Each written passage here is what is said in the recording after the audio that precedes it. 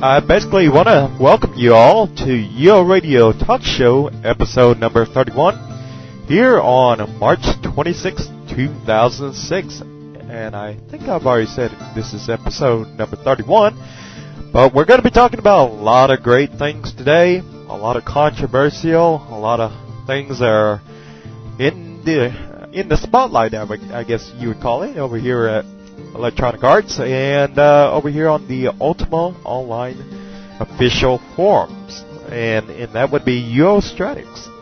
So we're going to be talking about some of the changes which are going to be coming towards Ultima Online, and which you can be looking forward to in the game here in the near future. So we're going to go ahead and adjust this volume levels here a little bit and introduce everybody here with me today. We're going to have several other people coming in here a little bit later in the show, which I'll be getting around to here in a minute. But first I want to go ahead and introduce DJ Deadeye from Sonoma. So go ahead and say hello to everybody out there, Deadeye. Hello everybody, all the good people of Sonoma. This is DJ Deadeye. I want to welcome you to today's talk show. We're all sitting here willing and waiting to kick it all around a bit. So take it away, Viceroy. Yeah, and I wasn't really expecting to do the talk show today, so I don't quite have all my notes here. I had like 1 hour to prepare, and it's like, oh, by the way, you're going to be doing the talk show today. I'm like, I am? So Spiderbite couldn't be with us here with us today. So Spiderbite couldn't be here with us today, and so I'm kind of like having to fill in for him. So, we also have Alex here with us, who is a news reporter with us here at UORadio, and I am not quite sure. I think he comes from Great Lakes. Is that correct, Alex? And go ahead and say hello. Hello, and yes, that's true. I come from Great Lakes. All right, it's great having you here with us today, and we have Mr. Luigi from the IRC channel over here today, and he's going to be talking with a little bit about it with us about Ultima Online. He's a player of the game, not a staff member of UORadio or anything of that nature. So, Mr. Luigi, what shard do you come from, and say hello to everybody. I come from Atlantic Shard. Used to be Great Lakes, just recently moved to Atlantic, and yeah, hello. All right, and I got a quick question for you about that. You said you came from Great Lakes, went over to Atlantic. Any particular reason why? I've always liked playing with certain groups, and I wanted to play with the Syndicate. Ah, big guild, big guild. Yeah, they've been around for a very long time, and great guild, by the way. So, let's, the other two people we're going to have joining us here in a little bit, from what I understand, is possibly Cybernickel, who's a broker in the Ultima Online community, coming over here to perhaps join us here in a little bit. And we also have Town Drunk, who's going to be joining us here in a little bit after he lets the dog out, let the dog do its business and all that good stuff. And then he'll be here with us, hopefully, and he comes from Dragonsfell. Very unusual shard for an American to play on, but he so happens to like to play on Dragonsfell because I think that has a lot to do with the fact he's a night owl and everything. But he's going to be coming here shortly, and so we're going to go ahead and just jump right into the topics and everything. Let's see. Let me just pull up my little notes real quick. And we're going to be talking about the proficiency system here. Don't know too much about it. I do know there's a big old fuss about it over there on the Stratix U-Haul and the Stratix developers forums. And it's getting quite heated, I must say, because a lot of people are like, wow, I wasn't expecting all this. And to a certain degree, I have my own opinions about it, and I think a lot of people know that I'm generally the guy who's, always the hardest on the developers. I mean, I love the developers to death, but, I like to point out the, my perspective of things as a player. And so, we're going to talk about that a little bit, and I'm going to put this link to all the data out here so you guys can, over in the IRC channel, can look at it and maybe make your own comments about it over in the IRC. If you'd like to come over here and join us in the IRC channel, you can go UORadio.com, click on the IRC chat link, and you have several options. If you don't have the IRC client installed on your computer, you can very well use the Java client, and I'll simply open it up in your web page. And you can come over here and discuss this matter with us. And we got a bunch of people in here. We got about, I think at the moment last I checked, we had about 28 people or so. So keep those numbers growing. Tell people out there that, may not be tuned in, that we are on the air and we're doing the talk show live. And we want to get your opinion. So let's go ahead and put this link out there real quick. And there, I'm going to let y'all eat that up. Feed that out to the sharks out there, and they're just going to go crazy like piranhas or whatever else. And there they go. So let me go ahead and just read off some of the things about the proficiency. You guys are going to have to do your own reading because I cannot sit here and basically read it all off. I mean, I'm not the best reader in the world, but I can tell you pretty much just based on what I've seen. I could say it's a step in the right direction, but whether or not it's the solution in which we're all looking for, I have to question, Is it the final solution? And once again, I understand perfectly that, this is not the last little tweaking changes that they're going to be making. There's going to be several other publishes from here on out forward. I think there's like another 2 publishes down the road, which is going to come back later and readdress any other issues that they can address this time around. So, for all you people that are out there wondering, oh my God, this is how it's going to be from here on out. No, there's still room to change. Let me put it that way. But looking at it, some of the things I did like about it, or should I say one of the things I did like about it, was the something that I noticed. It's a cap on LRC. A lot of people over in U-Haul are making one hell of a fuss about that. And a lot of people are not very happy about this cap being placed on lower reagent cost suits. And that's right, folks. You will no longer be able to go out there and equip 100% lower reagent suits. And so, you're going to have to start buying reagents again.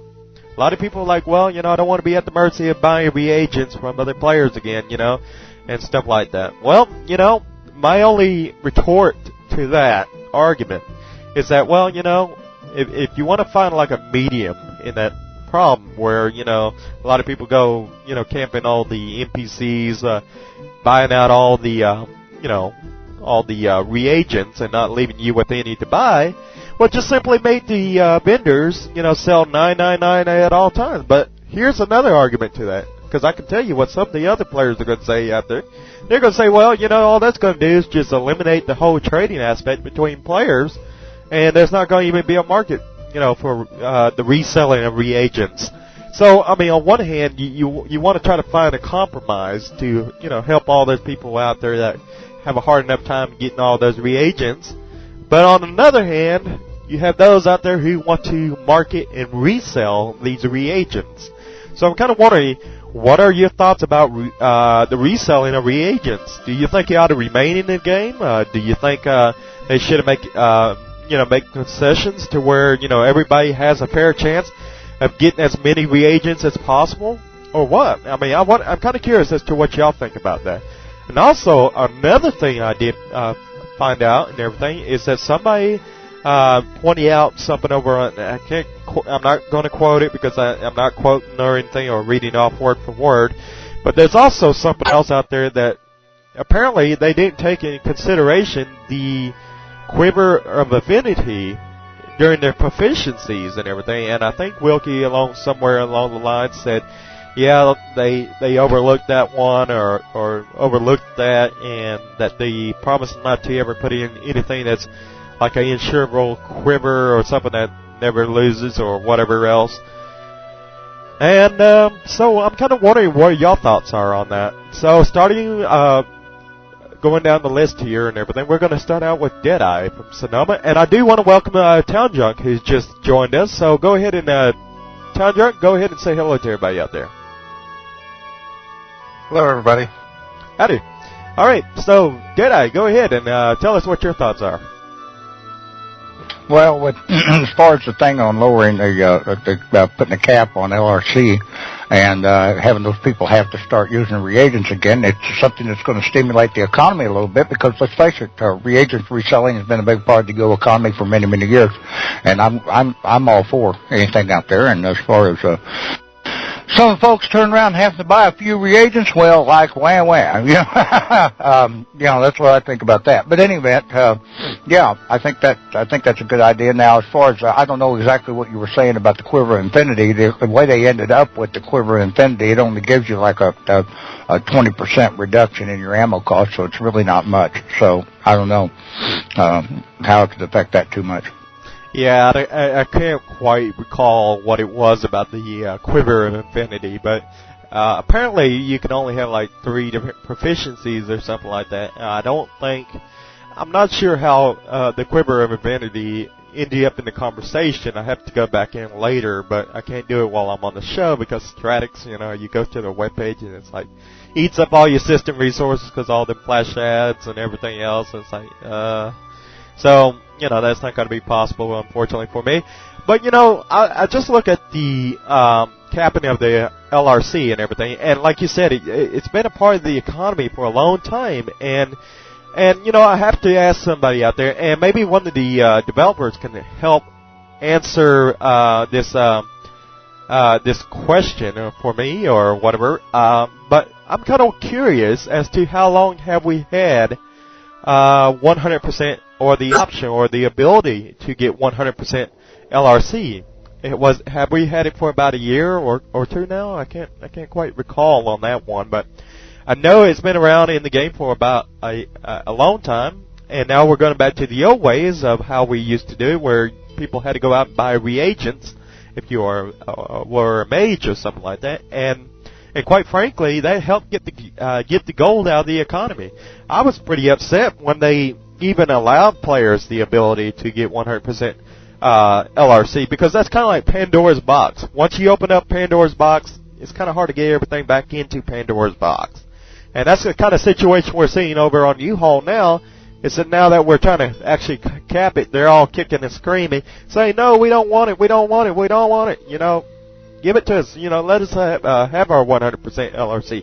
But at the end of the day, if it wasn't for the, I don't have anything against LRC. It's just the fact that I'm looking at it from an economical point of view. And quite frankly, when you take LRC 100%, you're really plugging up a gold sink in the economy for gold to leave the economy.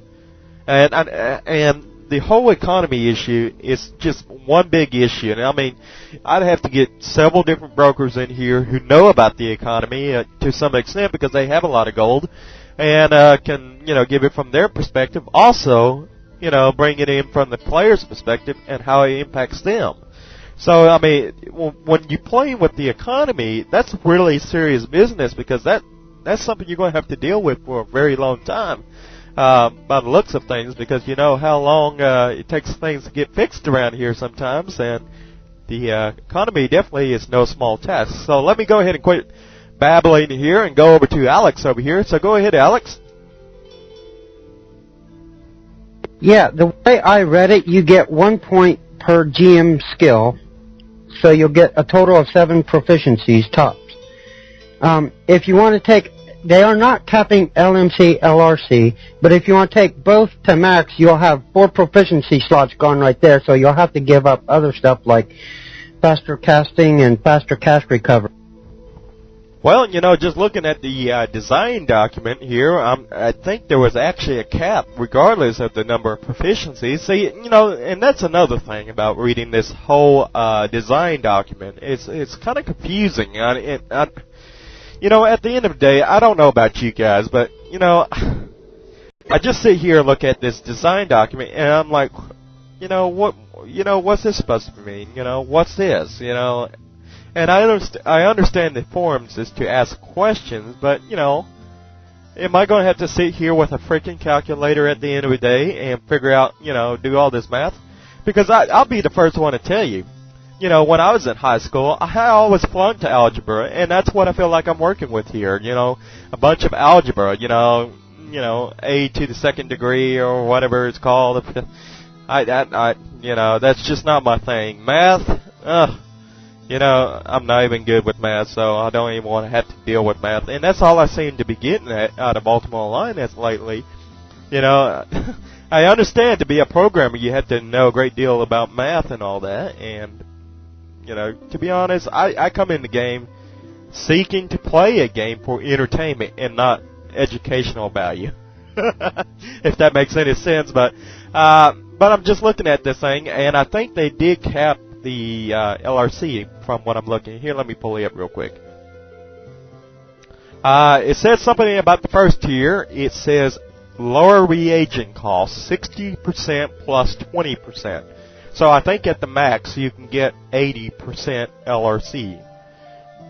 And I don't think you can go above 80%. So you're still going to have reagents regardless, is what I'm understanding. So anyhow, with that said, let's see. Go ahead, Mr. Luigi.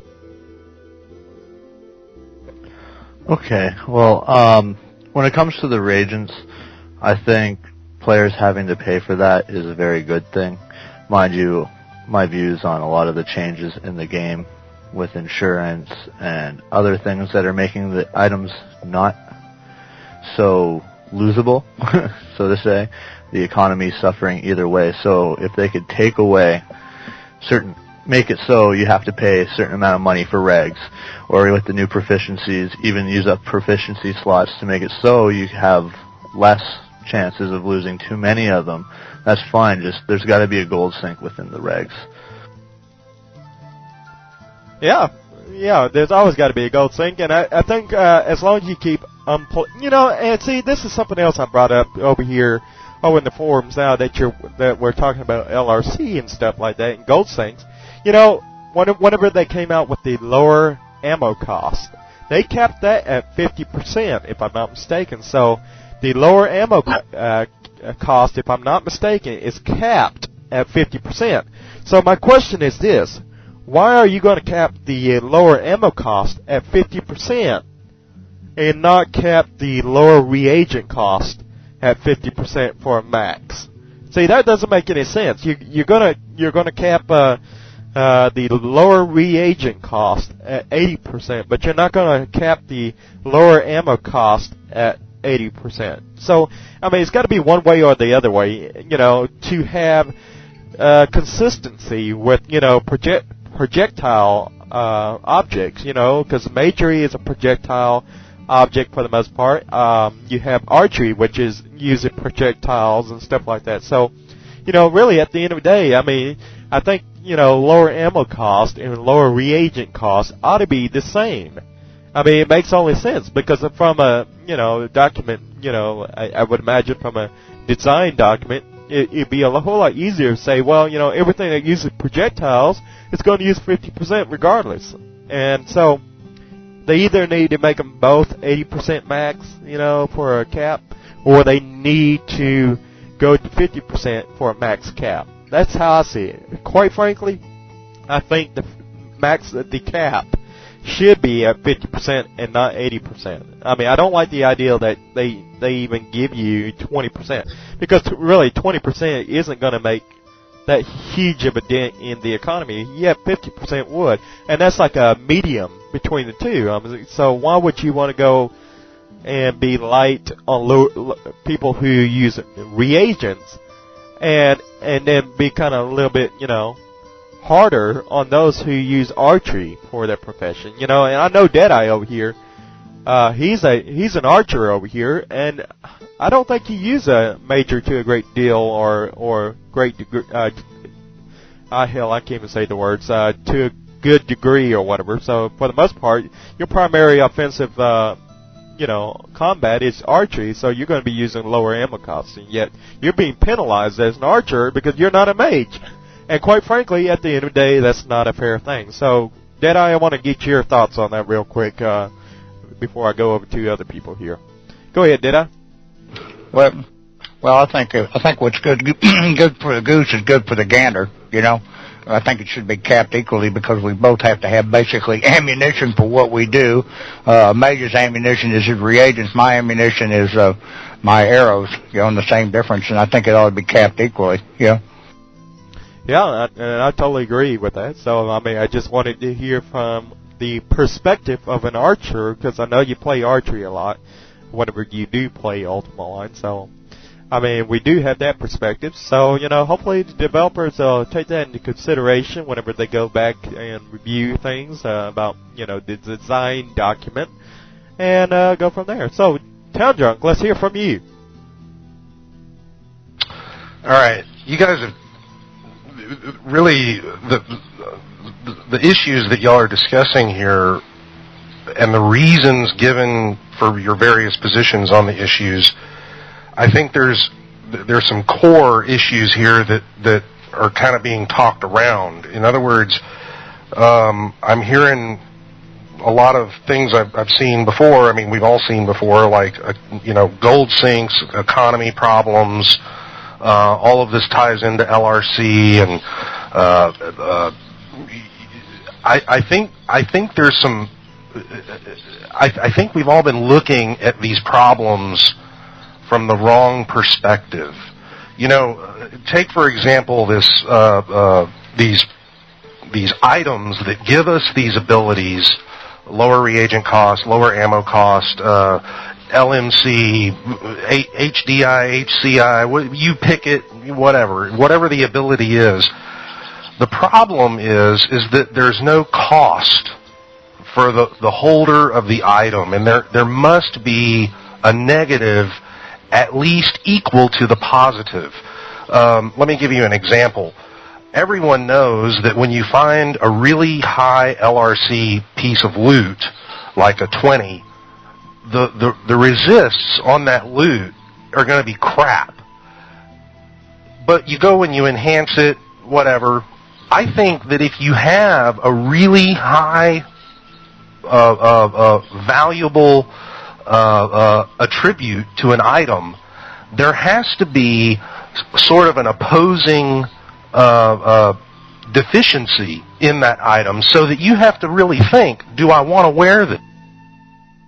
Because it's going to cost me. In any genre of fantasy, there is always a cost to magic. Whatever there is good that magic does, there's something it's going to cost you. And I think that would fit in quite nicely with Virtues, with the whole Ultima theme. I really do, and it would solve so many balancing issues if they really thought it out well and said, hey, instead of, letting this mage run around in an all 70s, 100% LRC, 40 LMC suit, there needs to be some drawbacks to that. You can't just the Hat of the Magi should have, minus 20 strength, for example, or something like that. I'm just pulling something out of a hat. It could be anything. I'm just saying, make it hard to wear something so good, Make people think about that. If you're wearing 6 artifacts on your avatar, maybe you're dying of starvation or something. Really. The other thing is about the economy, selling reagents, what effect LRC has on that, what effect the Quiver of Infinity might have on selling arrows and bolts, and who knows, maybe it'll end up being at 100%. Hey, maybe we'll have lower Band-Aid cost items in the future. Who knows? I guess if we bitch about it long enough, we can get whatever we want. But the truth is, none of that stuff matters. When we start talking about the economy, everyone ends up going... The fix for the economy is always a gold sink of some sort or another. I remember we had a conversation about taxes and tolls and blah, blah, blah. A really goofy conversation, I guess. But really, the other day, it dawned on me what the problem is. UO gold is like paper money. And we're constantly printing more and more and more and more money so that the existing money becomes worth less and less and less. Because the truth is, if you added up the sum total of all of the items in the game, there's more gold than there is items. In other words, there's more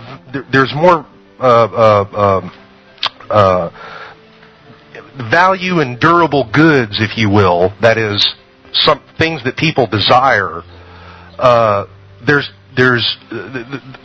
they're worth less because there's so much money supply. So instead of taking away money, we need to address the problem in how we introduce money into the game.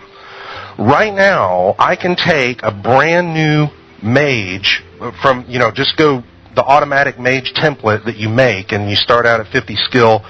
In a matter of hours, I can start casting Blade Spirits. In 2 hours, I have one of these characters. In 2 hours, I had 30K. In 4 hours, I had 60K. I wasn't even at 60. I'm not even at 60 skill yet. My highest skill is meditation, and I just hit 70, and I played this character for a total of maybe 5 hours. Okay, and already I've got 60K. Something's wrong with that. And what I think we need to do is take existing resources, like I said the other day when I was on the air. We have miners that go out and mine useless gold ore, smelt it into ingots, and it sits around, and all we do is enhance stuff for luck with it. Why not have tinkers smelt it into gold pieces, and we have an automatic incentive for them to hold on to that and only buy what's worth buying. And therefore, by default, the supply of gold is inhibited based on the value, the real value of whatever items are introduced into the game. And digging gold out of a monster's corpse is over. You basically gather resources, you barter and trade like real economies of a medieval or fantasy world really work. You go look at any gold and silver for most people in any type of medieval or archaic society or even fantasy society. Coinage is rare, very rare. Have it. There would be a real incentive if you put it in the player's hands. There would be a real incentive. Gold would only go out for those items that are worth gold. You see, yes, they can make as much as they want, but it's only worth as much as they're willing to pay. You see, I think that would really be an interesting concept to look at. Instead of looking at, hey, we need another gold sink, we need to look at how gold is introduced. And I don't mean just lowering the amounts of gold you get on a corpse. I mean put the production of gold into a skill set. A specialized skill set is what I'm talking about. You know, and the player would have an incentive not to just go spread gold around. He would only be buying what's worth buying, and make gold hard to make, not just you need 100 or a GM tinker to coin it. I mean, make it an interesting template that you have to devote it to making gold. You know, you need alchemy and whatever. You need so many skills in order to be able to create gold, etc. There's a lot of ways you can do that, but I think it's an idea worth looking at, and I think it would solve a lot of problems. Of course, NPC prices would have to be adjusted. The way we buy from NPCs would have to be adjusted. Perhaps people shouldn't be able to run around and go buy Band-Aids. Maybe they should have to make them like you're supposed to from cotton or sheep. Maybe increase the production of cotton instead of just in Moonglow and Scarab Ray and maybe one other place, that it might grow. Make it a game where you can go and have a real interaction where, it's not just this, well, I'm going to log in and do a little farming. That's just, I don't know, man. It's just gay. Yeah. Well, you're very passionate about the economy. We can tell by that. However, we must move on to other people and give them an opportunity to give their thoughts and opinions. And so, the economy definitely needs to be addressed. But, something while you was talking about all that and everything, and it wasn't quite exactly what about the economy or whatever. I do agree that the economy is a major issue. If it isn't a major issue now, it will be the next major issue coming up. I guarantee it.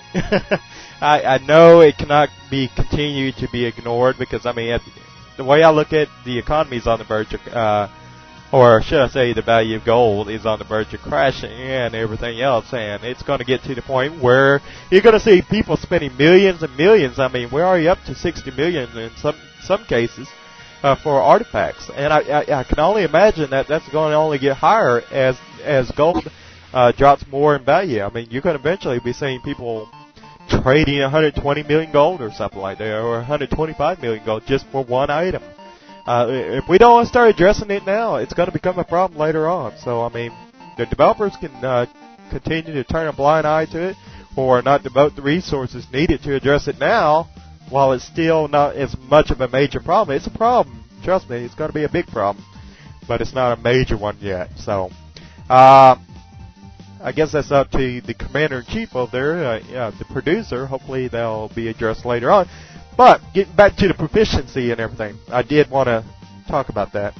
I'm kind of curious as to how easy the proficiency is going to be for the new players to understand. Whenever a new player comes into the game, are they going to know all this? Seriously, is any new player who comes in the game going to understand and go, oh, well, yeah, I got 7 proficiencies. Oh, okay, yeah.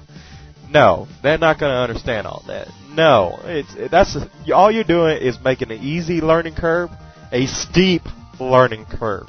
And trust me, that's not good for any MMOG that's looking to attract new players. So, yeah, if you're looking for new players, that's not the way to go, buddy. So, you want to get away from that as far as possible. Another thing is that I'm kind of wondering with the proficiencies in place, are we going to see people wearing fewer artifacts and fewer items? Since I'm limited on how much I can have in the first place, am I going to have any reason to go put on a full suit of armor, if I'm already got everything I need? If it's going to be all capped, will there be any actual reason to go out and put a full suit of armor on? Also, something else I think we need to address too in the future, whenever we start looking at crafting, to fix crafting, which I know is probably the next agenda on the to-do list for the developers to address. The economy ought to go with that. I hope to God it does go with that. So let's see. I think Mr. Luigi was next. So go ahead, Mr. Luigi.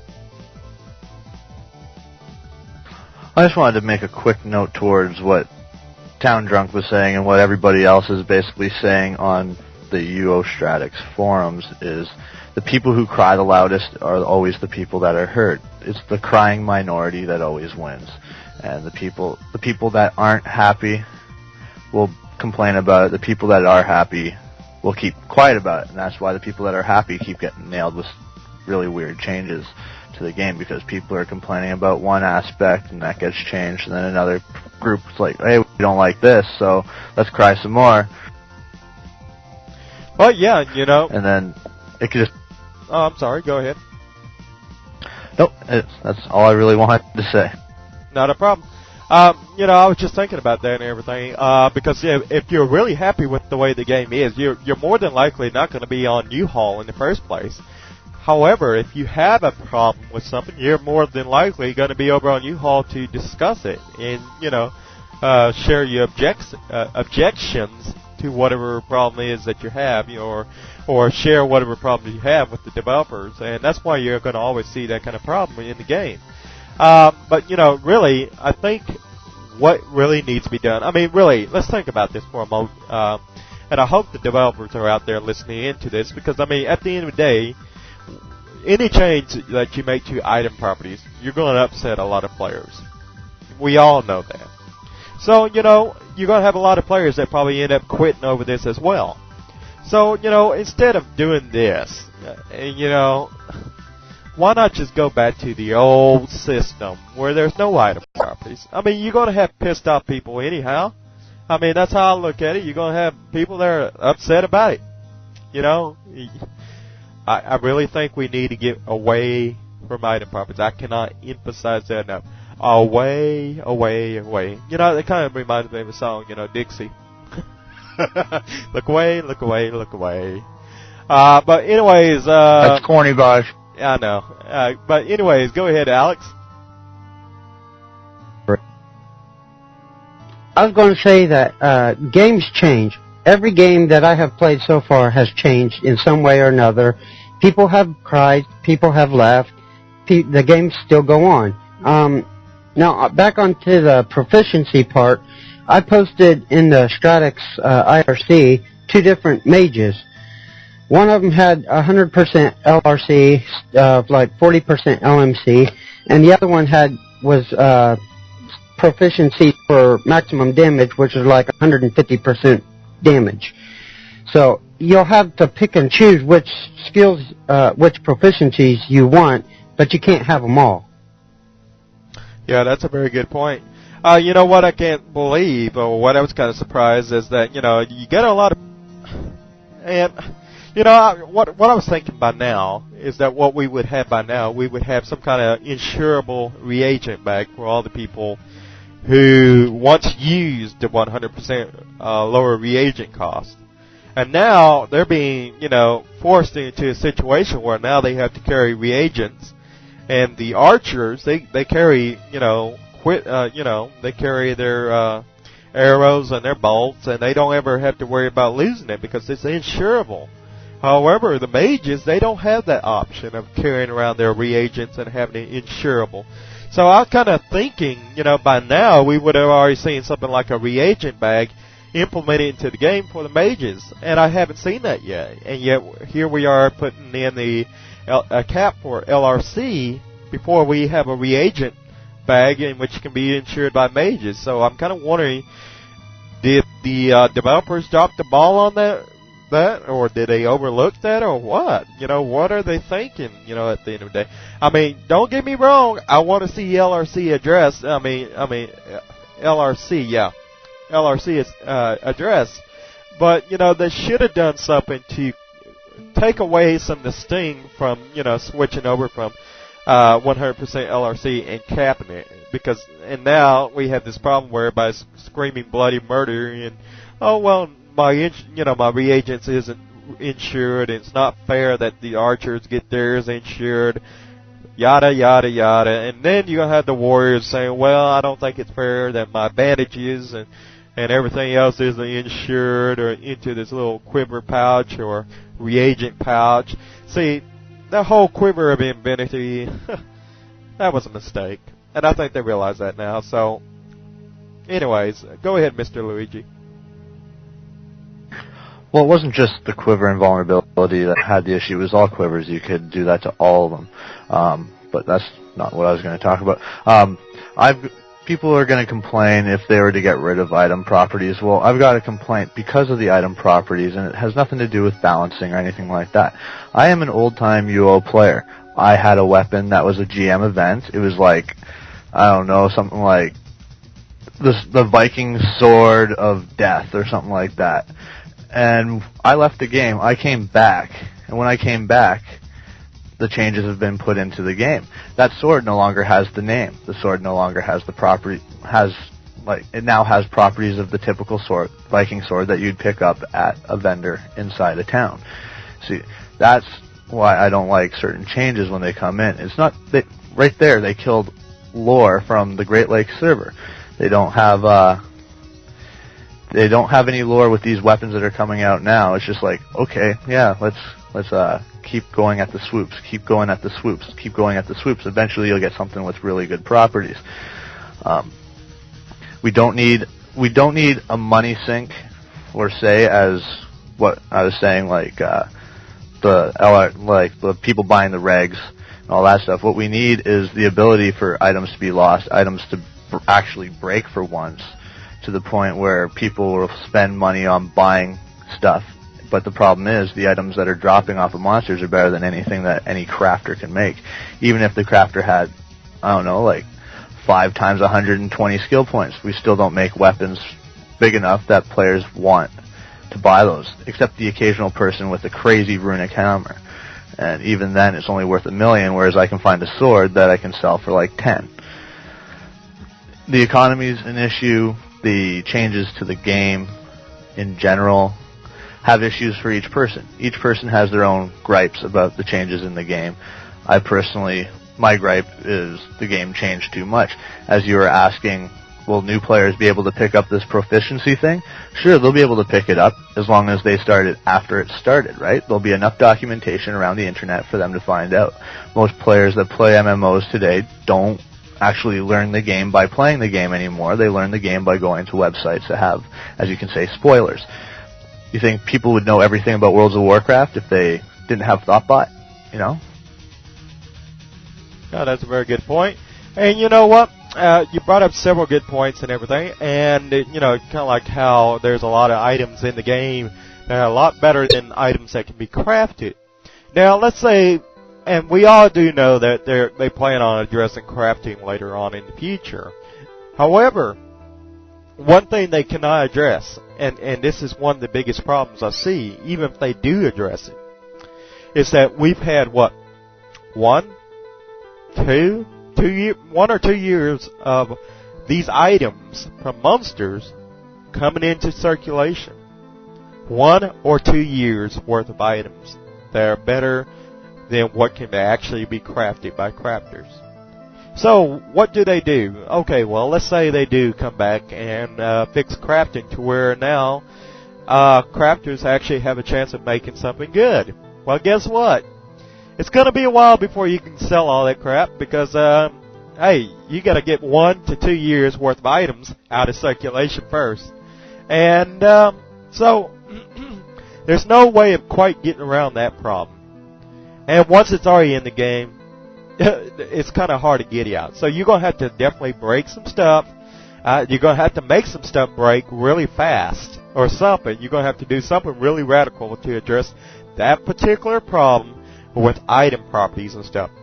And another thing is, another problem I have with item properties is that, even when you do all these little things that Mr. Attack is doing with item properties, with all the proficiencies and everything else, guess what? You have, and I'll say again, I think I said it last week on the talk show, you're dealing with like 50 odd some different variables, each with a range from 1 to, 70? So you do 70 times 50, because that's all the different combinations. And then you have, that's, I don't even know what that number is, but I would imagine it's like 3,500 or something like that. And so you have all these numbers, and that you have to get out of circulation. And quite frankly, you can't realistically address and balance every combination or every possible outcome. Something's going to get overlooked. Something's going to have to be left behind. So, that's the problem I have with item properties. You cannot possibly address each and every combination and outcome whenever you're dealing with item properties. And that's why I truly, as much as I admire Mr. Tack for trying really hard to come up with a feasible solution, at the end of the day, I don't realistically see there a fix-for-all solution.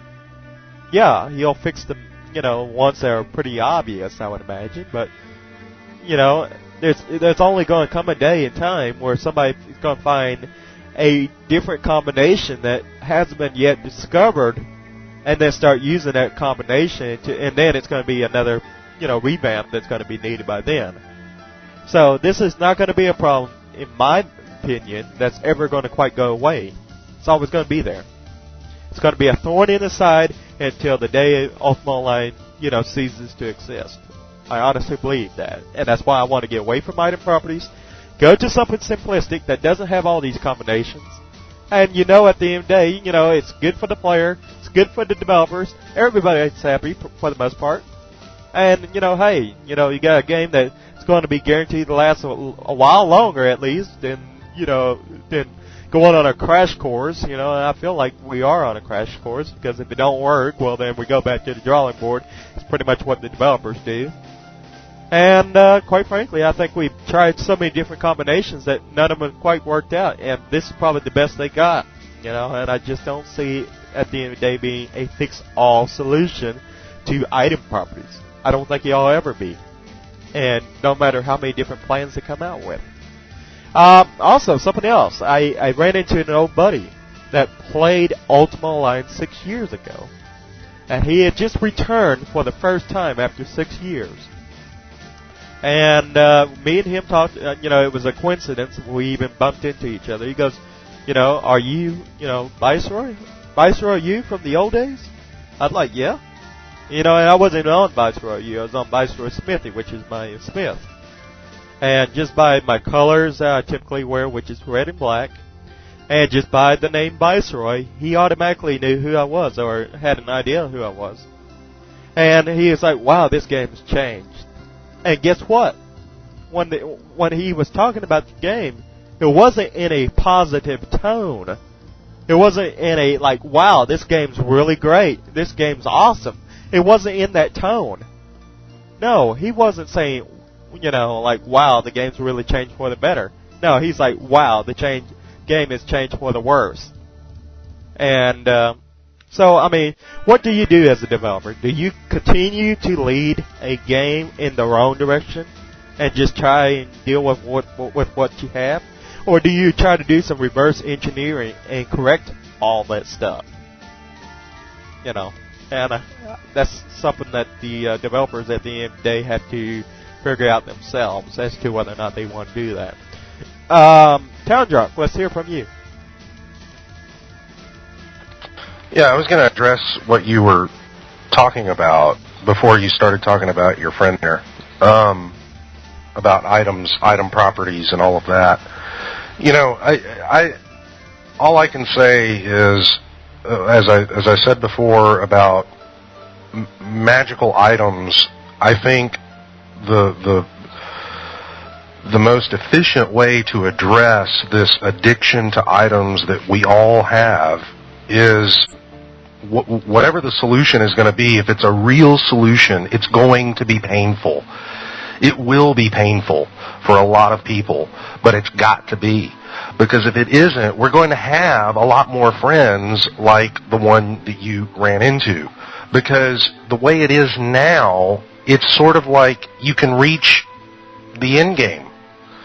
You can reach it now because, money is no object. There's, it's not challenging anymore. It's now based on, how much you can collect and insure and wear on your body and go out and kick somebody's butt based on how many artifacts you can fit on your corpse.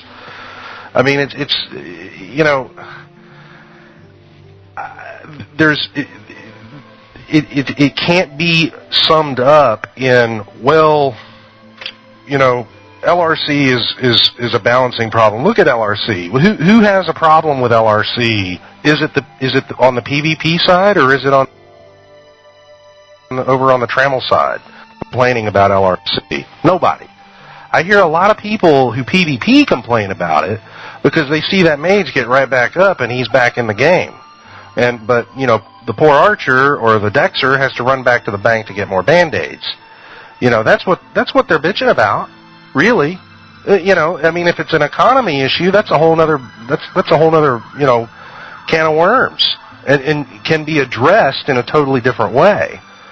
I don't think the issues are,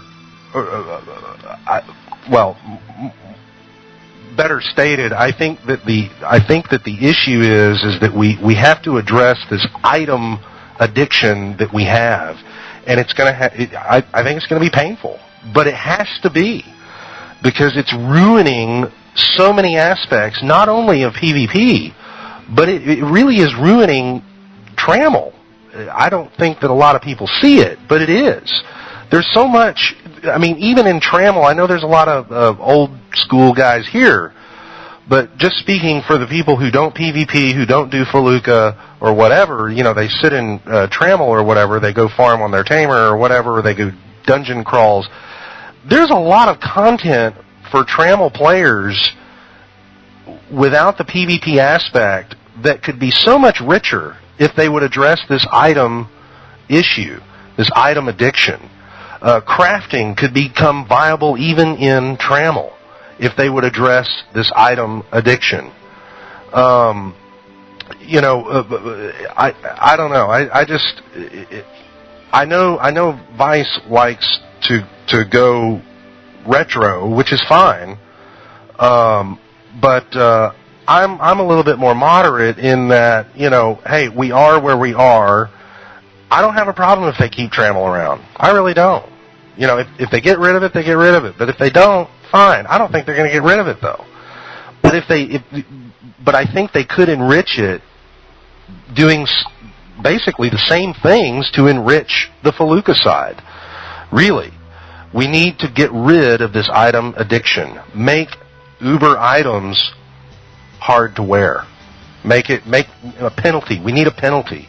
Do we curse do we curse artifacts like we do high-end power scrolls? You can't insure them, can't use a bag of sending on them, can't bless them. Curse them. Fixes the problem, man. Fixes the problem, and you don't even have to get rid of them. You can sit at the bank all day long and show people how good you are in Doom.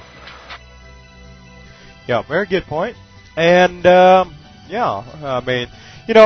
when it comes to retro and everything, I'm just, for the most part, just want to get the hell away from item properties. I don't see item properties ever being addressed. That's honestly the honest God truth. And I just want to get as far away from it as possible. If retro shard's the way to go to get away from it, then by God, I'm going there. I just want to, hell, I hate item properties worse than I do Trammel, believe it or not.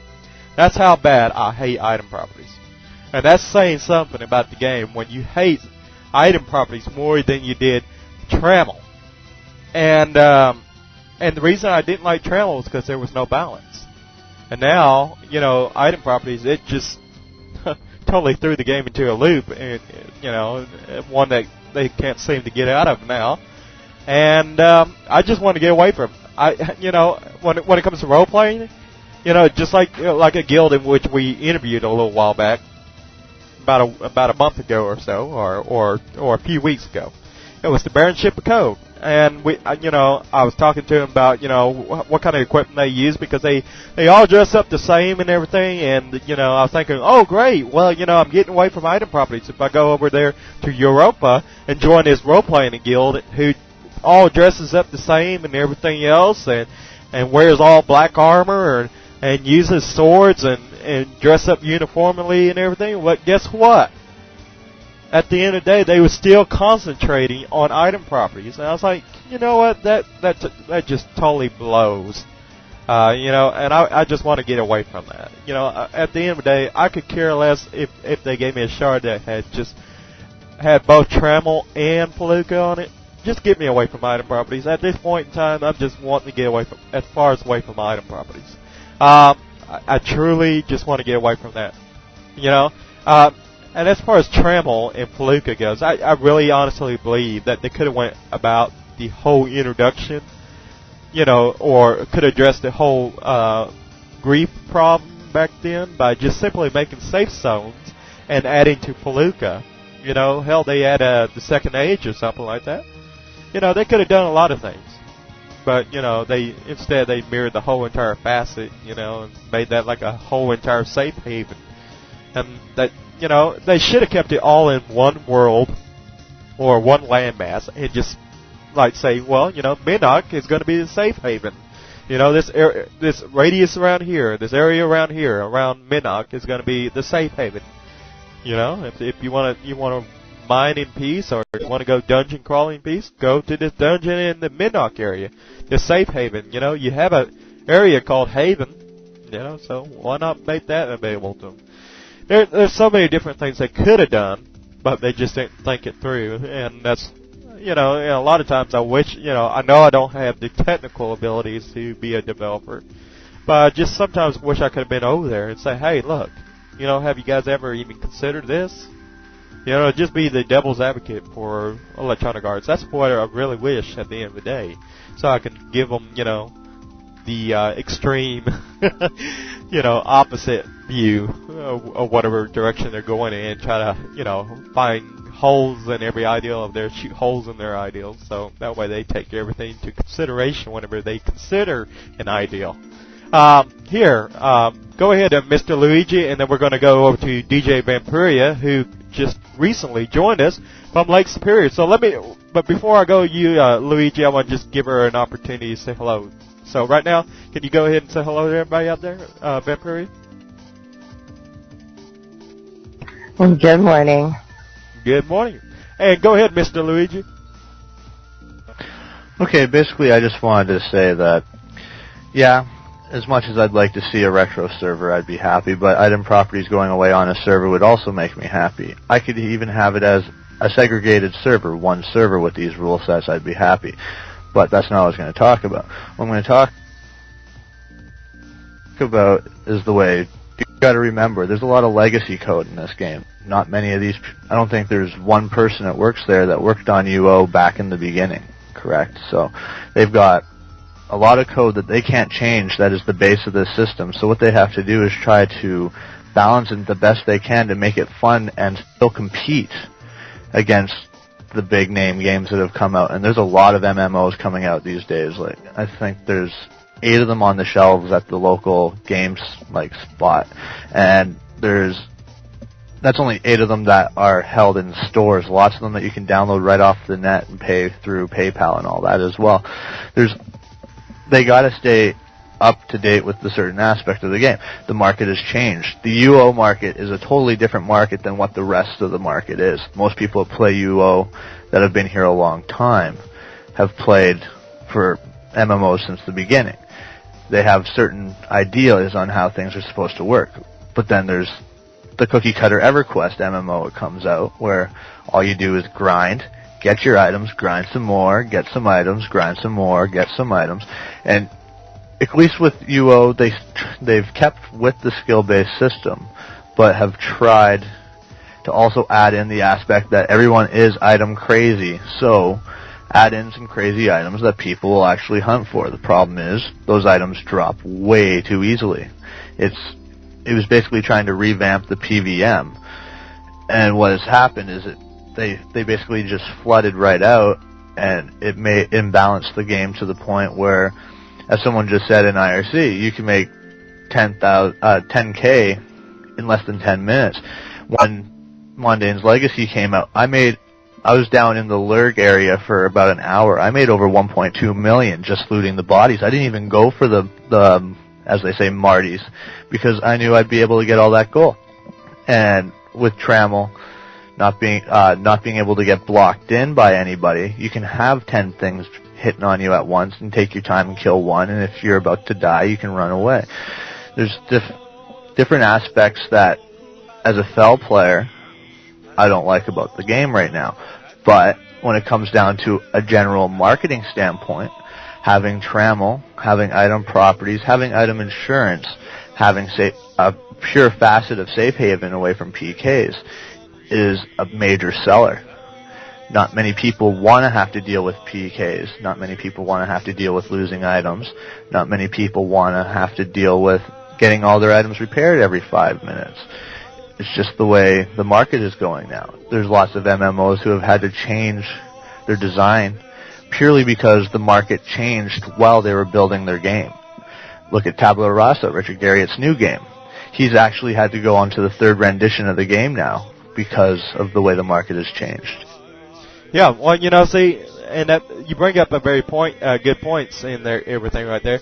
I quickly do want to point out, though, that there is a developer on the UO team who has been around from the beginning, and that would be Stormwind. You know, a guy that pretty much lurks in the background. You never hear about the guy because he's not at the forefront. He's not on the boards or anything like that.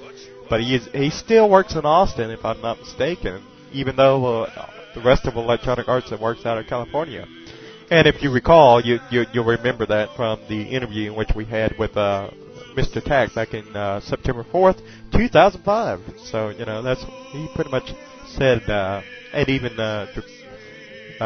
yeah. But anyways, moving on. Go ahead, Ben Brew. Hey, Vice. Well, I woke up late and I tuned in. I heard you guys talking about LRC versus PvP, and unlike Superior, I am a PvPer and I run a guild full of PvPers, and yes, our mages are LRC. That's like a requirement, otherwise they're useless to us. But from 7 years ago when I played, our guilds were 10, maybe 15 people running around fighting another 10, 15 people. We're facing fights with it's R20 against 65 other guilds. I mean, yeah, you need to get up quickly. You need to get back in the fight. PvP has changed, and as for your items and that they're so easy to get a hold of and the economy is just huge. Well, yeah, I mean, they gave us items, they gave us artifacts, and wow, those were great. We're looking at Arcane Shield was 50 mil at some point? Yeah, 50 million. Now it's 3 million. Big change there, but more people came into the game because of the items, and everybody wanted the item, and the gold was there to get. I mean, UO did what they had to do to get more player base, and keep Trammel. I am more than happy to have people in Trammel if they do not want to fight. You want to come to Fel? Come to Fel and fight. You come to Fel, you know what you're signing up for. Trammel, they have their LRC, they have their items, they have their quick money, whatever sync you want to talk about. Fel, same thing. We have our way of doing things, we get it done, but taking LRC out of the game after you've made it so item dependent is just ridiculous to think of. You've got your archers who can summon band-aids, loot the corpse next to it. You've got their quivers, which most of them are bugged, right? Yeah. Well, see, you know, I'm glad we had you here because, you know, you can give us a little insight on the PvP side. And I'm kind of wondering what are your thoughts on the proficiencies as well, because I know that's a major concern. But I want to touch on something that you said, you know, about the whole signing up for Felucca and Trammel. Whenever you're in Trammel, you know what to expect. When you're in Felucca, you know what to expect. And at the end of the day, you know, I think they pretty much should have divided up Trammel and Felucca, you know, those rule sets on different shards, rather into facets and everything, because that would have been a lot more easier for the community to stay intact rather than being spread out amongst so many different facets and everything. I think what the problem we have right now is that we have too many shards with too many facets. And, I mean, that's what really bothers me. And I look at games like EVE Online and everything, where they had 25,000 players at any given time on a uncharted, server. They don't have several servers. You have one server that manages 25,000 people on it. And I think to myself, wow, this would have been awesome if Ultima Online had something like this. And for a long time, we did have about 8,000 to 10,000 players on any given shard back in the old days, and now we don't. We just simply don't. Now you might be lucky to have 2,000 or 3,000, I would imagine, somewhere around there.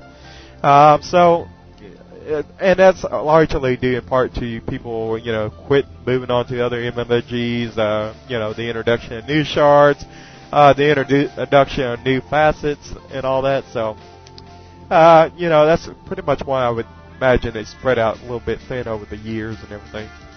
But, go ahead, Vampire. Did you have something else that you want to add, or did you want to talk about proficiency a little bit? Because, that's something else that's going to affect your gameplay later on when it comes to PvP. Well, actually, I wanted to comment on you saying you wanted Trammell to be a separate shop. I would have agreed with you the day that Trammell came in, because, I was there, right? It was a very sad day, but, this is years later, and I'm sitting there going, if you want to stay in Tram, stay in Tram. They provide a service for Felucian people. They make our armor, they do our arrows. Great. That's how we see it. But that also, if you had separated the shards, no one would ever come to Fel.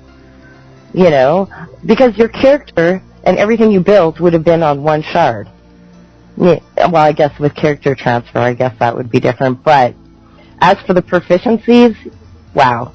I've been rolling with the punches for 7 years now.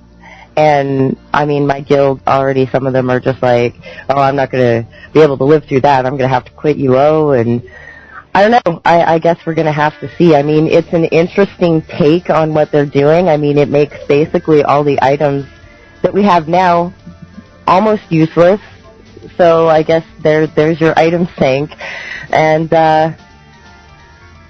definitely going to kill mages. It looks like it's going to hurt mages a lot. And that worries me because I've always played a mage. And, I've got every type of mage there is. I've got the scribe mage, the tank mage, the ninjutsu mage, you name it. I've got a mage for it. Yep. You name it, you got it. Go ahead, Dana. Well, yes, like she said, getting back to the thing of it going to hurt the mages and stuff, like you were saying earlier, this was a subject I wanted to touch on that and talking about now, us archers like myself, we have a quiver that we can ensure that in a battle you can't get or with whatever you're battling with, you can't get your archer, as long as you ensure your quiver, you're not going to lose your ammunition. And granted, I carry mine around in a quiver and everything else like that, but still, I kind of think that was a mistake because number one, I think there's an advantage. There's certain distinct advantages to having a reach out and touch someone style of attack, like a ranged weapon of some sort, like arrows or magic, as in the case of Vampire and her mage. And the thing about this nature, but as Town Drunk was talking about, there's got to be some penalties of things. One of the penalties in the old days of using a bow and being able to stand on the other side of the creek and shoot at something or shoot at something offshore, if you got killed and looted, you could lose your arrows and then hence have to break off what you're doing and go back to the house. There's got to be some sort of a penalty there. So if they're going to allow the archers to have be able to hang on to their arrows because they can keep them in an insured container, I believe the mages should have the same. Either that, or if they're going to leave the mages without the ability to do that, then they need to do so to the archers. And that may sound weird coming from an archer, but it's only fair. Yeah, there ought to be a balance, and right now there's just not a perfect balance between the mages and the archers from what I can see. And so, like I said, if they're going to be camping LRC, personally, I don't believe in 100% LRC. That's just my personal opinion. I know Vampire is going to disagree with me on this one, but I think it should have never been introduced in the first place, and or the ability to get 100%. However, I can see where she's coming from and everything. She spent millions and millions of gold to acquire all these items, and now she's being limited to what kind of items she can use at any given time. And so I'm kind of wondering if she's even going to be wearing all these items now, that she can't take, the full benefit of having all these items on in the first place. I mean, because if she's going to be limited as to, what kind of items she can take advantage of, well, then she ain't going to have a need to go around with all these items on, I would imagine. So it's going to be interesting to see how all that works out. And it's going to be really interesting to see what that does to people's outfits and everything as well. Considering the fact that you ain't going to have any uniformity, it's going to be like a mismatch, and you're going to have the same old problems again. And I guess that's why they came out with the metal die tubs for the 8th year reward. But, really, speaking about the metal die tubs for the 8th year reward or whatever it was either for the 6th, 7th, or 8th, I can't remember. But I think they should have made that like a, like a gold sink. Really, if you're going to have something like that, make it a gold sink. Seriously, I mean, you have hair dyes already. Why not have metal dyes? Charge about $500K a pop, dye a piece of item. And, yeah, good gold sink right there. Go ahead, Vampyria.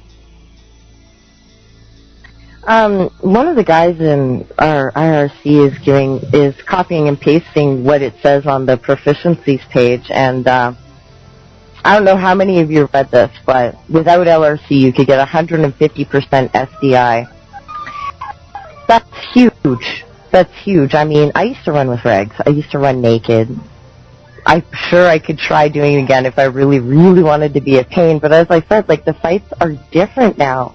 I don't know what it is for other shards. I know Lake Superior, but we're talking, when it's a good night, we're talking a huge fight. We fought for Hairware last weekend, I believe it was, and it was 85 people, and 20 of those were my guys. And it was a huge fight, and people were, I wish I had the screenshot. It was great. They were big fights. I can't tell you what UO is going to be when they put in proficiencies. I'm guessing that we'll try to continue fighting the same way we do now, but it's definitely going to be tougher, and I'm pretty sure that people will quit for a couple months and come back and go, oh, that was silly of me. I shouldn't have gotten rid of all my stuff. Yeah, well, that's usually the common thing that happens whenever a person quits or leaves Ultima Online, because, and that's why I've always been kind of scared of walking down that road, because I feel like, the day I quit, that's going to be the day I kick myself in the butt and say, why did I do that? Why? I've thought about doing it many times, but then again, I can only hope that, my $10 to $20 a month that I'm paying, can only go to, make some kind of impact to keep Ultima around a little bit longer, so they can hopefully make the right choices and the right changes needed to the game. But, as time goes on, I'm kind of more and more disappointed because it's not exactly what I had in mind. Because I could tell you, if it was up to me, I'd be like, well, there goes item properties. Well, there's a separate facet for, because I guarantee you, just the removal of item properties would be a huge undoing of a burden. It would lift the burden off a lot of people. Yeah, a lot of people will be screaming up in arms, but hey, they're already doing that right now. So, I mean, but thank God I ain't a developer, right? Alright, so, anybody else got anything to comment about the proficiencies, or is it time to actually move on to something else? I think it's time to move on. Okay, what we're going to be talking about now, we're going to be talking about the new targeting feature. As you probably know, they have like a little bracket around things that you target. And we're going to be discussing that a little bit. I don't know if you guys have seen that or not, but let me go ahead and try to dig that up real quick while I'm getting over here. I'm going to let Vampyria talk for a little bit, but go ahead and talk for a little bit while I'm digging that up, Vampyria. Alright, well, I saw that, my husband showed me that the other day, and holy crap, that's ugly! I'm sorry, but that is ugly! That is going to be so distractive while I'm PvPing. And, I mean, it highlights the whole thing like a little box. Oh, it's just ugly. Yeah, I have to agree with you. You know, I like to put it in more nicer terms, but that definitely wasn't the best looking targeting system that I've ever seen. I mean, come on now. I mean, I just look at that and I just shake my head. And let me try to find a link. But go ahead, Did. While I'm looking at that, I'll find the link. Well, I think a targeting system is a good idea. I've played, lots of games. I've been messing with computers for over 30 years, people, and I've been playing, I played lots and lots of games where your indicated target was indicated by some sort of bracketing system or something like that. But boy, I will say one thing. That thing looks like a bit much.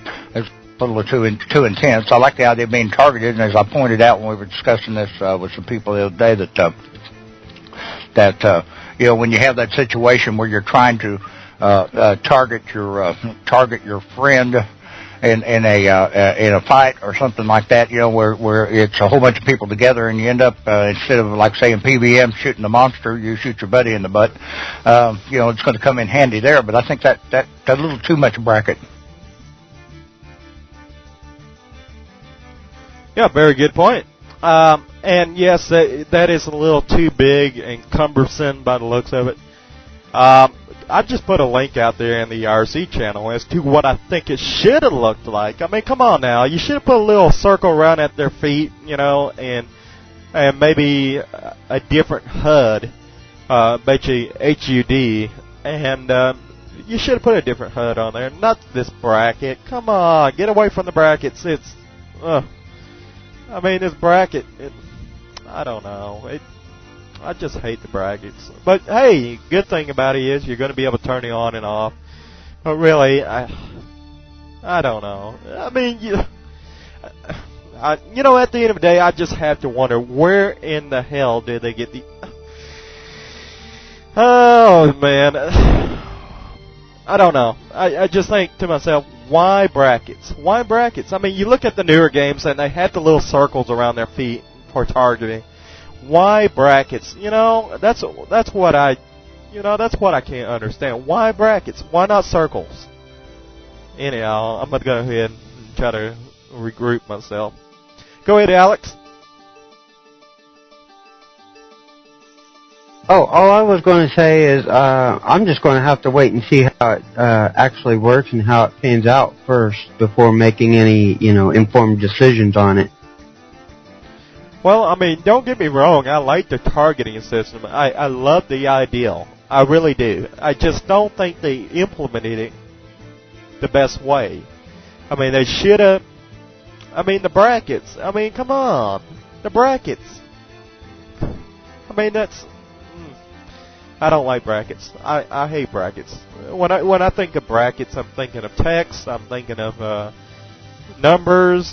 No, I don't like brackets. I like circles. I like things that are round. Go ahead, Vampire. I like things that are round. Okay, I'm behaving. Totally. Anyway, it looks like a box, okay? It looks like an actual box, as if that is not going to get confusing when people are highlighting to you and you're in the middle of a fight. And the blue that they use for the blue people versus items, which is also blue, it's very, very close to the same. I mean, you're cycling through your objects on the screen. I could see myself totally getting confused. Well, I mean, I can understand maybe a bracket for selecting a container or something like that, but brackets on a creature, I don't like that one. I don't like the brackets on the creatures. I don't like the brackets for highlighting things. Really, they could have done something else. So let's see.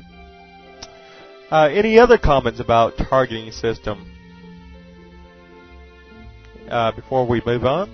Okay, I guess everybody's had their little input on the brackets. So let me just pull up our next topic here.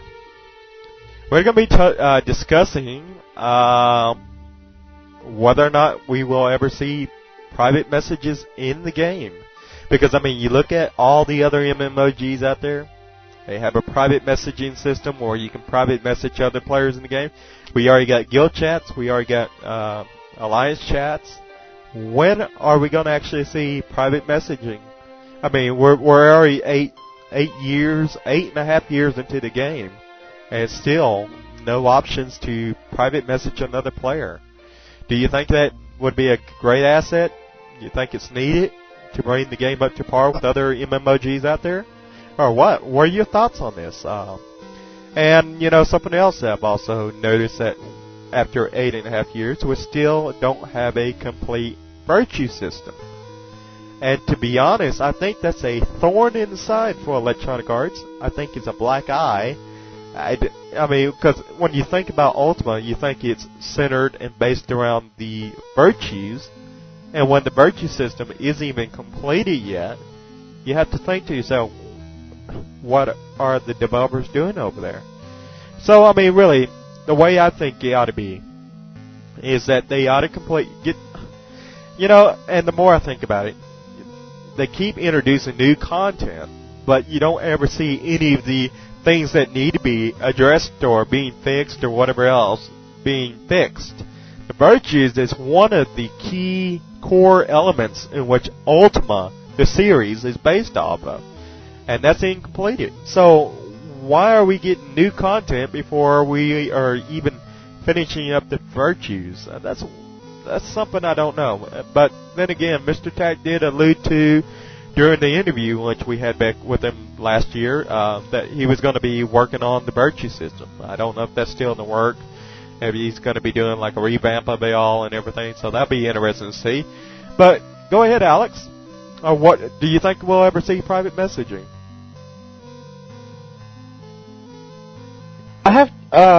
Did you all even have a private messaging back sometime? Because if I remember right, there was a mailbag type thing for you all where you could send other players like messages and stuff. I don't know what happened to it. Yeah, there was a little mailbag for a while there. It was never completed, never functional.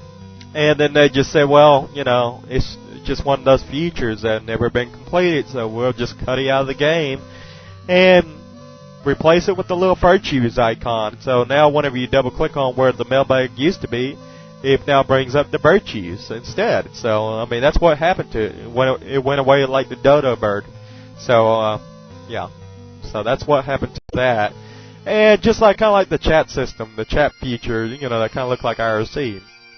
I've been proposing the idea to the developers, hey, why not do something useful with that? Make it into an IRC client, so people like me, other people in here in the IRC channel can just simply connect to the Statix IRC server or server of their choice and talk with their friends, and that takes care of private messaging issues and stuff like that. But go ahead, Vampiria. Yeah, I was going to mention the mailbag thing too that never went off as planned. I guess UO switched hands or something, but I don't see the use for it. I mean, your friends are obviously in your guild, and if they're not, you've got ICQ, you've got Trillion, you've got TeamSpeak, you've got IRC. I don't think it's one of the focal points that UO should be concentrating on right now. I think there's plenty of other problems that need to be addressed and quickly before people get too frustrated and give up. Right. I totally agree with you, but, this is something that you ought to be keeping in the back of their minds as they progress and renovate Ultima Line to bring it to more modernization. Because, I mean, really, a lot of people who come in from other MMOGs or playing Ultima Online for the first time, they're going to be like, where's the private messaging feature? And they're going to look around. Oh, there's none. Okay. Go ahead, Detta. Well, I think the reason I agree with Vampire completely, the reason they haven't addressed that is because we just have too many third-party programs that are available for messaging that work very well with UO, So, I mean, I don't see why they spend money on it because we've got too many things available that does that for us. True, but, at the end of the day, you want to try to get away from as many third-party programs as possible, although I don't see it being a problem, I know the reason why, but it's just like one of those things that, if you really want to bring the game up to par with the other games, well, this is one of the things you need to do. Just like the virtue system. But anyhow, go ahead, Mr. Luigi. Well, one of the things I love about Ultima Online actually is the fact that it's not a chat box. The only people that you talk to in general, unless using guild chat, is the people around you, unless you're using third-party programs. But inside of the game itself, you only talk to the people that are around you, and I actually quite like that. I don't like chat boxes. It really hinders aspects of, say, role play. Even you look at the role players in this game. If they had those chat boxes, it wouldn't be so interesting. The line of formations for the orcs language itself, when the people are using a different language when they're playing the orcs. I love the fact that we don't have a chat box or a chat client within this game. Oh, I totally agree with you. I mean, to some extent, I think to some extent we need a chat box, but not a, Shadowbane chat box or EverQuest chat box or whatever else, or World of Warcraft chat box. All I'm saying is we need some kind of ability to receive private messages in the game.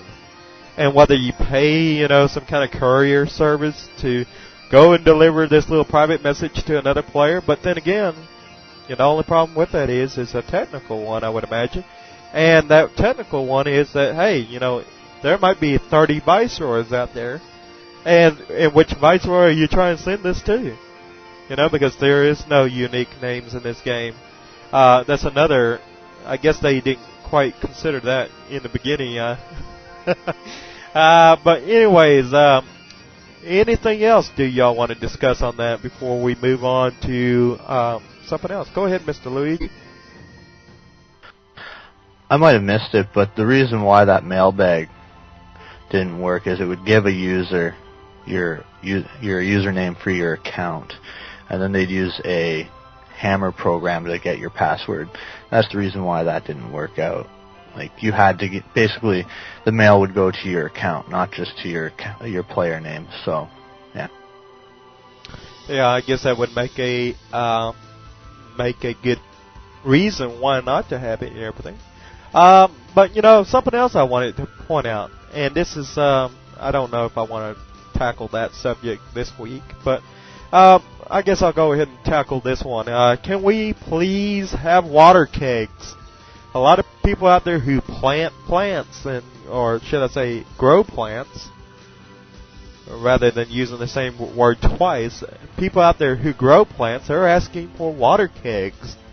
And quite frankly, I don't see what would be the problem with having water kegs. Do y'all see any issues as to, or any possibilities as to why we shouldn't have water kegs for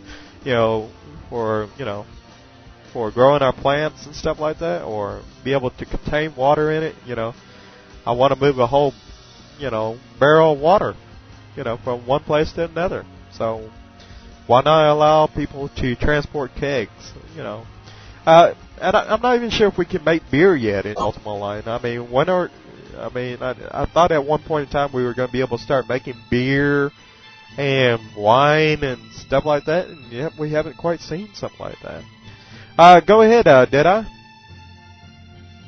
Well, hell, if they start doing that, I'll make the moonshine, man. Seriously, anyway, what most people are doing with growing plants is somewhere around your plant growing area, you're using a water trough so that you've got water available. But the only problem with the water trough, like up on the roof at my house, it's kind of bulky, yeah. Well, it would be nice if we had a small keg or a barrel or something that had water in it that we could fill our pitchers from, that works like the water trough. That would be really nice add-on. Yeah, because, it'd be kind of like a bucket of water. You go fill it up, and when you run out, you go get you another bucket full, and then you take it wherever you need to go, get it from the bucket, and pour it into whatever you need to pour it into, and then take the bucket back, and, it's kind of like a mode of transportation. To get water from one point to point, from point A to point B. Especially if you, don't have, unless you want to have 1,000 water troughs set up all over the place. But I think you ought to be heavy if you're going to have water barrels or whatever. So go ahead, Alex. I agree. That's what I do when I grow my plants. Is I use a water trough and several pitchers of water. It doesn't take me too long to water plants and do stuff with my water. Right, but, I think it'd be kind of helpful. I mean, it doesn't make any sense why you wouldn't be able to put water in a keg. I mean, hell, you can put beer in a keg. You can put all kinds of things. I mean, and I think at one point in time it was mentioned that we was going to be able to put beer in the kegs and everything, and yet, you haven't really heard too much about that either.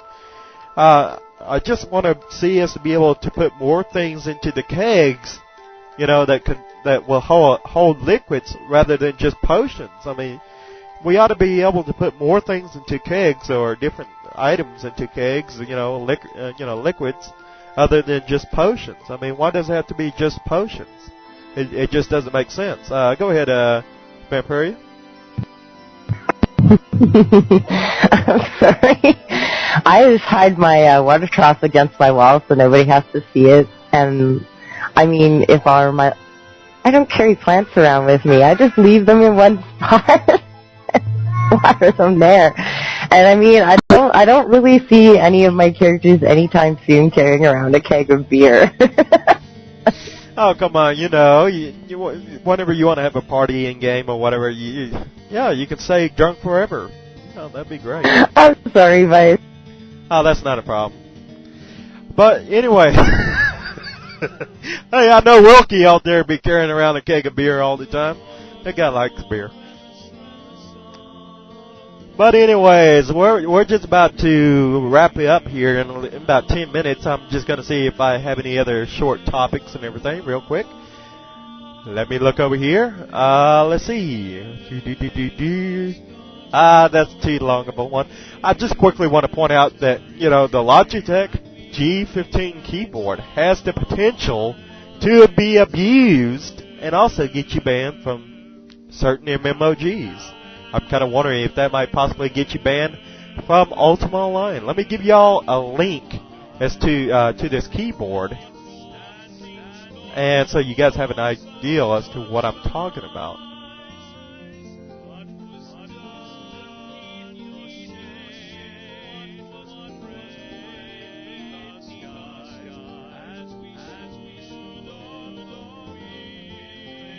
Alright, and I just put the little image of the keyboard outside into the IRC channel, and you guys can have a little look at it. I mean, have you guys ever wondered if that might get you banned or whatever else, and how did the GMs or the developers plan to address that?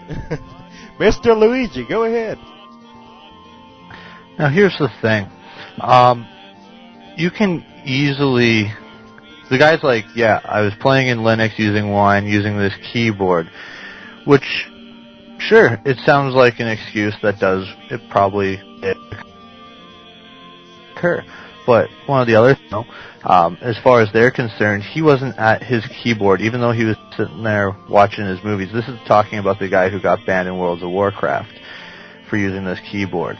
And as far as the GM's concerned, he wasn't there. Therefore, he was using a third-party program, and he wasn't doing this stuff on his own. This keyboard, I think, is a great keyboard. It limits the clicks on which you'll have to do as a user when playing a game. Mind you, I don't recommend using it as a macro utility to play the game for you, but it's still a great keyboard. I personally like the idea of that keyboard, and it's no different than... I had a program called the Microsoft Game Voice. It was a piece of hardware and the headphone setup, and what I could do is I could program in verbal commands, and the game would do whatever I programmed those commands to do for me. You could never really set up one that would work as a crazy macro like you can in World of Warcraft, but it's no different than custom modding anything. I could make my current keyboard do the same thing as that keyboard does, just have to write up a program for my computer. So I think it is a bannable offense to use it for that aspect, but you can't really get in trouble for having that keyboard. Well, as I said, it has the potential to be abused.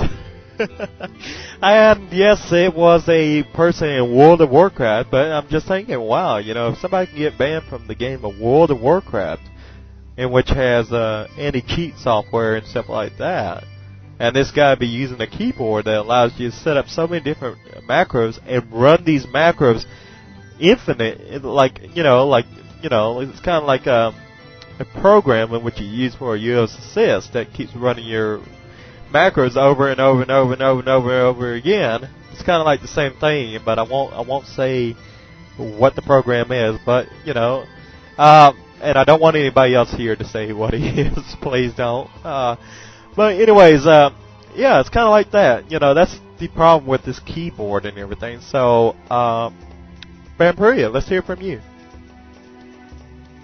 Wow, banning for keyboard. Everything gets abused. Everything. No matter what you're running, somebody out there is going to abuse it. And banning someone who's possibly that keyboard gives you extra macros. Okay, extra keys, which I could use extra keys because I don't have enough. And every time I try to talk to someone, I'm spamming 300 things on my screen. But to ban for a keyboard, first of all, how would UO, or any game for that matter, know that you have this hardware if you don't tell them? And people are going to abuse it. People abuse Windows XP. People abuse Easy UO. There's 100 different things that people abuse. Banning someone for using a keyboard, that's getting a little excessive, especially if you have no proof that they're doing anything inappropriate with it.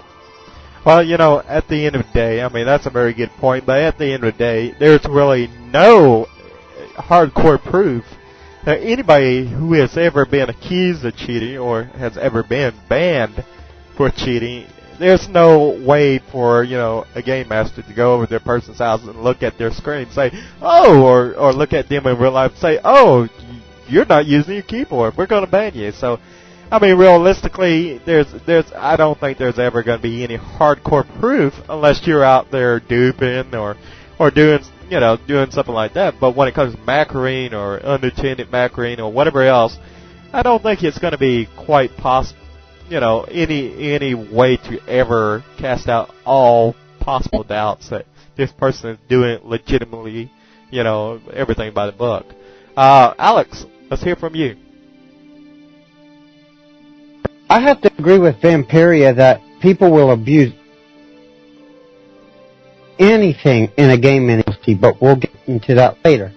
I forgot what I was going to say now.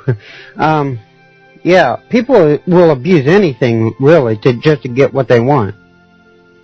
Yep, and unfortunately, a lot of players that play in today's MMOGs are just looking for a simple way to get ahead and not necessarily work the hard way anymore. Everybody wants to, everybody's got the gimme mindset, and I quite frankly, I hate those players.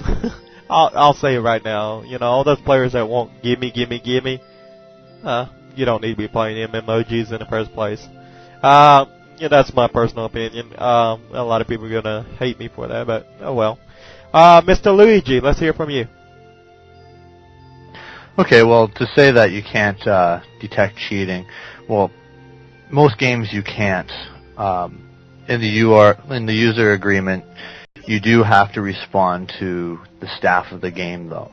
So if you're getting messaged by a GM and you don't answer them, it's their right to assume if you keep on doing your action and not paying attention to what they're doing, like what they're saying to you, that you're unattended macroing, and therefore that's why you're going to get the ban. Now you're looking at newer technology within games. Games like, I hate to bring it up again, but World of Warcraft, they do have an anti-cheat program in there, but it's one of those anti-cheat programs that lots of people don't agree with having, for the sense that it works similar to a rootkit. It reads your processes and sends it back to the system and lets them know what's running on your computer at a given time.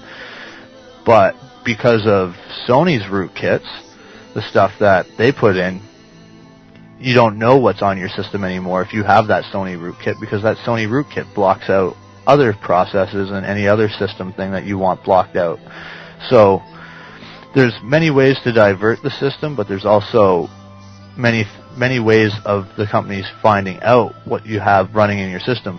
You could have EA put in a thing similar to Warden just so they can check out what processes are running, and they'll be able to tell if you're running the programs that are illegal, the typical macro and scripting programs within this game, and they'd be able to nail you like that. But the last thing that they're going to want to do is go on a ban crazy tangent against all the players in UO, because I'm willing to bet more than 50% of the current subscriptions are using these programs in Ultima Online.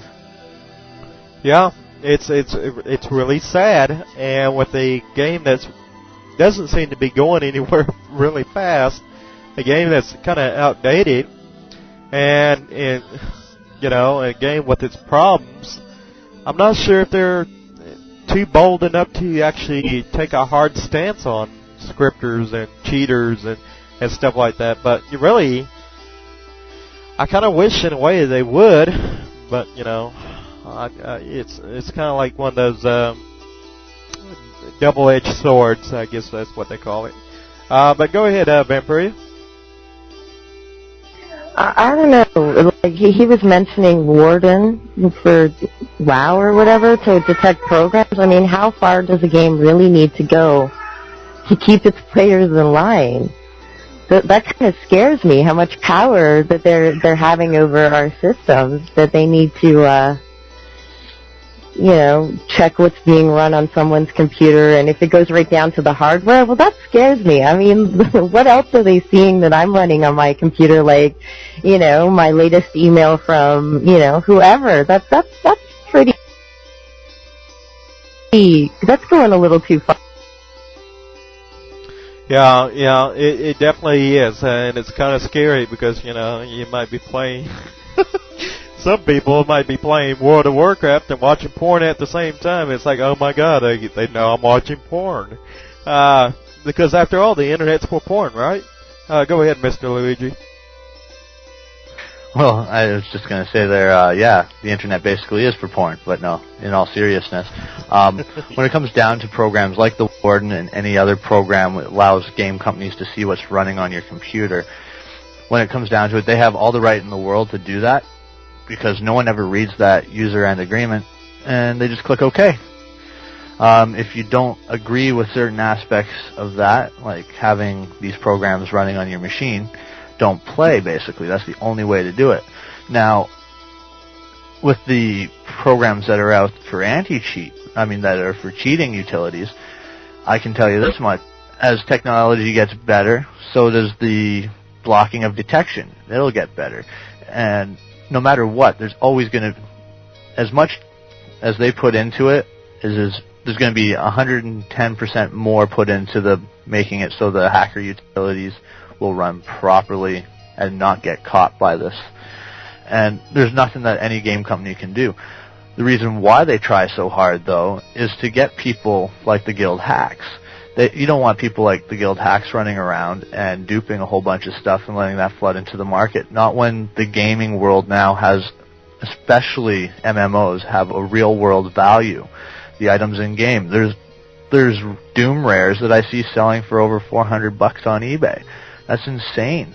Like, it's UO. It's 8 years old now, and people are still paying that much money for one item in a game.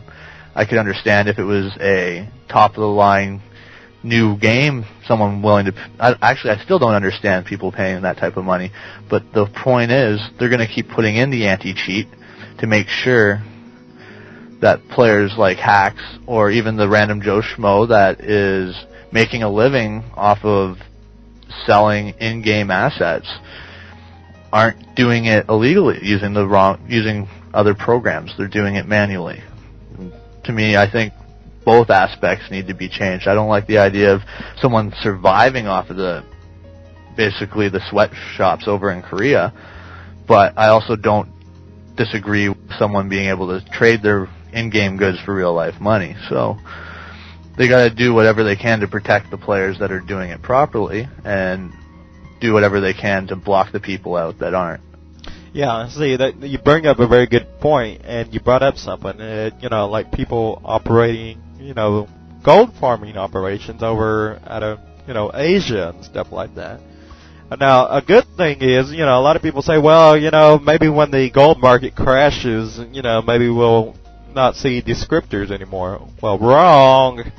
You just won't see the American brokers anymore. You'll just see the ones that do business out Asia, taking over all the business, and then they're going to have a monopoly and everything. And so, as the gold value drops more and more, you're going to see more Americans like Dorian M, Cyber Nickel, Marquis Dragon, and everybody else getting out of the market. And then you're going to see a company like IGE, which is operating out of Asia, because that's where they employ all their workers from, for the most part, out of Asia. And so they're going to be able to make millions of gold, and still make huge profits. You're talking about a multi-billion-dollar company, which is IGE. And so, just because the value of gold drops, and a lot of people think, when it gets to the point where it ain't really worth anything, it's going to stop. Guess what? Wrong. It can't be even more wrong than that. Go ahead, Vampire. Yeah, the life of the poor simple broker versus these huge markets. What I wanted to say, though, was about hacks when they duped. That wasn't their computers duping. That was in EA-run UO, inside the game. They didn't need to look any further than their game to see the 20 ornaments and the, God knows what else was duped. It wasn't really hard to figure out. When I'm playing a game, if I'm talking cutesy with someone on ICQ, or I'm watching porn, I don't watch porn, just so everybody knows. But if I was, who's to say that really bored GM doesn't just want to get a kick and see what's on my computer, right? Yeah, that would actually kind of scare me as to what they might see and everything. Yeah. But yeah, wow. Yeah, go ahead, Luigi. Okay, well, to say they can see what's running on your computer, it's a process guard. It's not a process guard, it reads the processes. So it's not exactly saying, okay, he's watching, as an example, Girls Gone Wild. He's watching, all they can see is that you're running VLC or Media Player or Worlds of Warcraft. What they're basically looking for is for the programs that they know are cheating programs, as like the one that they've announced on Worlds of Warcraft. I'm not going to say the name of it, but most people that have been hacked in the last year, they're hacked because of using this program. So in a sense, it's also a good thing, but a bad thing at the same time. They were dumb enough to use the program, they got nailed by someone else that engineered the program. But they're not actually going to see what you have on your hard drive. They're not going to see the emails that you're writing. They're not going to see actual files. All they take is like a look at the processes to see what's running. And to me, that's fine because, well, I've got nothing to hide even when I am looking at porn. I don't care. What are they going to do, ban me for looking at porn? No. The idea that they have to resort to this to stop cheaters really stinks, but as, like I said a couple of comments ago, as technology gets better, so do the people writing the programs to bypass that security on all the new games. So it's going to happen. It's going to get to the point where they'll put in their user end agreement that they have the right to search your hard drive every time you go on to their game, to the point where it's not just doing a full search, just a search of your processes. They'll do a full search of your game folder, maybe even the entire directory that it's in, maybe even the entire drive that it's in. Yeah, very good point. And we're just about running out of time and everything. But, I was just thinking about all that porn and everything. I was just thinking, we need to do a commercial, kind of like what GoDaddy did for the Super Bowl, Oh, man, I tell you, we need some GoDaddy commercials. Oh, you should have seen all them commercials that didn't get approved by ABC. It's quite hilarious. If you haven't seen the commercials that was rejected by the ABC News Network over here in the United States, you got to go GoDaddy.com or go to Google and see GoDaddy videos and just do that kind of a search, and you'll understand what I'm talking about. So all that talk about porn was just making me think about that. But yeah, go ahead, Vampire.